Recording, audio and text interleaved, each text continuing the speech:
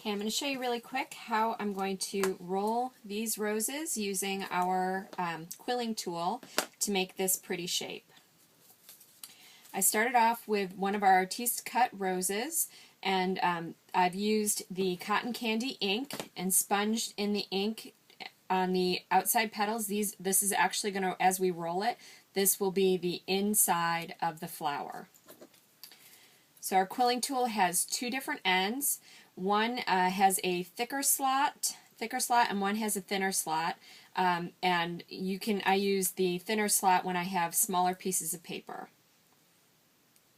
So I'm just going to put that in and roll this in. The side that is showing on top, that is the side that will be the center of the flower and the color that will show.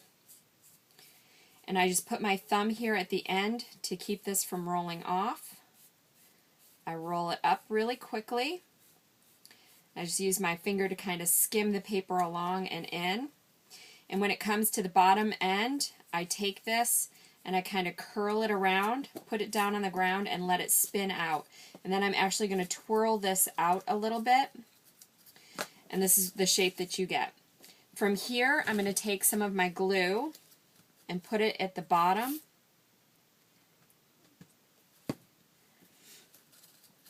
And then I'm just going to fluff things out a little bit because I want a little looser of a flower, a little more loose of a flower. And I'm just going to keep playing with it until I get the size and the shape that I'd like.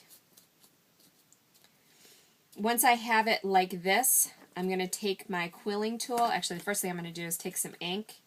I'm going to just ink up the edges of the flower a little bit because I want a little bit more pink on this.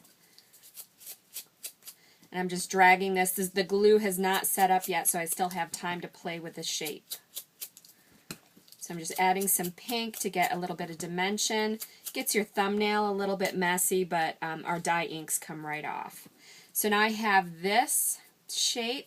So you can see it's still pretty flat. It doesn't have a whole lot of dimension. So then you take your quilling tool, and then I just take it and come along to some of the outside petals here, put the quilling tool on it, and just roll the leaf down to kind of squish things down a little bit. I'm going to use the longer edge on this one for some of these outer petals.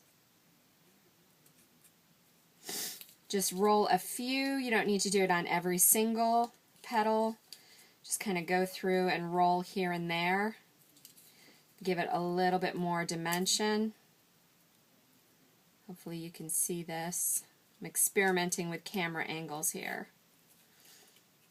And because we inked the edges, they're a little bit softer, so they have a little bit of moisture in it from the dye ink, so it's a little bit easier to work with, and I'm working with our older, thinner B&T papers.